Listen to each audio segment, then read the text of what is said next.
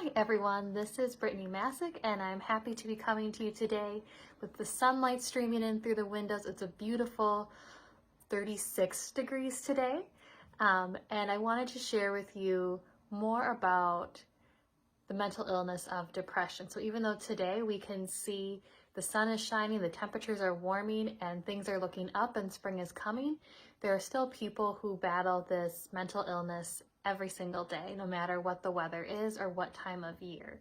So last week we talked a lot about signs and symptoms. Today I want to break it open a little bit more about myths and facts, what depression is and what depression isn't. Okay, so there are a lot of myths and misconceptions about depression. So let's go over some of those common ones. All right. One of the common myths is that hard work will beat depression. If I just keep busy, keep working, it'll just go away. That's not quite the case. If there is clinical depression, it needs to be diagnosed. Yes, hard work is good and it's important to have a routine and to be active, but there are other things going on within that person that need to be addressed. So hard work itself and just kind of ignoring it, so to speak, isn't going to make it go away. So that's one. It just doesn't disappear. Two is that it's not a real illness, that people are just having self-pity or wallowing in their pain. It's not real, and that is the farthest thing from the truth. Depression is a mental illness. We can find it in the DSM, so that's the big book that like psychologists will use to diagnose different mental disorders. Depression can be caused by a variety of things, which we talked about last week. So it is very much real. It's not just someone throwing a pity party and feeling sorry for themselves. There are things that could be going on far beneath the surface. So that's another one to understand. Another one that really struck me was that depressed people cry a lot. And while crying may be a symptom of depression, and people may feel more morose and sad and melancholy, being depressed doesn't mean you cry all the time. I can share with you that I've known personally very many people that on the outside, they look fine.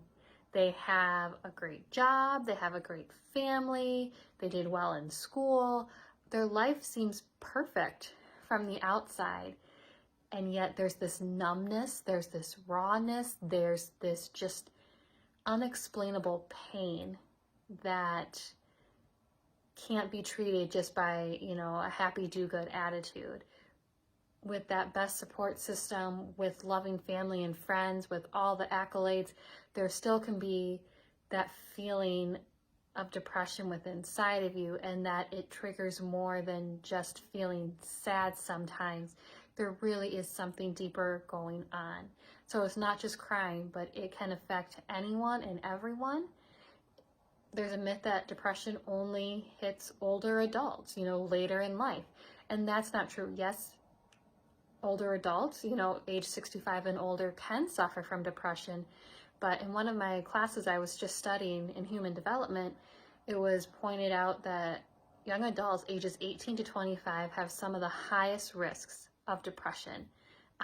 So it affects more young adults as much as it affects older adults, if not more so to those young adults. Okay. There's another myth that if I talk about my problems and dwell on the negative, that just makes me weak and that's not going to make matters better. Actually, the contrary is true. One of the treatments that we'll talk about in a second is psychotherapy. And so that's a fancy word of saying talk therapy. And talking about those symptoms and those feelings and what's going on internally is really helpful for the healing process and for managing depression. Okay? So those are some common myths that I wanted to dispel and let you know are not true. Okay? But what are some facts about depression? Like I said, depression affects everyone and everyone. Just because you have a family history of it does not mean that you yourself will be diagnosed. It's an indicator and something you can be mindful of and watch for those symptoms and do early detection. But it doesn't guarantee that you're going, as an individual, to suffer from depression just because, let's say, your mom or your grandma or that your grandpa has suffered from it. Now, men typically fly under the radar who suffer from depression. That is a fact because we know stereotypically men are taught to be tough and strong and they don't express their feelings, and yet men can suffer from depression just as easily as women. So we need to make sure that we're checking in on our guys as well, and ensuring that they're okay. It can be true that positive thinking can help, and that is true. So if you have a positive mindset, if you believe in hope and you do your best to believe that things will get better, that there is a purpose for your life, that will help you in the long run if you or someone you know is suffering from depression. So those are some facts about depression as well. And I also wanted to share, depression, again, is very common. It doesn't discriminate. It can affect men, women, children, young adults, teenagers, older adults. Depression can happen to anybody, okay? Even some very famous celebrities have spoken out and shared their experiences with depression. We know Robin Williams, who died by suicide a few years ago. After his death, there was more research and interviews, and we found out that yes, he did suffer from depression. So here's this mega movie star. He has all the accolades and makes us all laugh. You know, he was the genie and he was Patch Adams, and we've seen him in so many amazing, Mrs. Doubtfire. And yet here's a man who was suffering internally with depression and substance abuse and other disorders.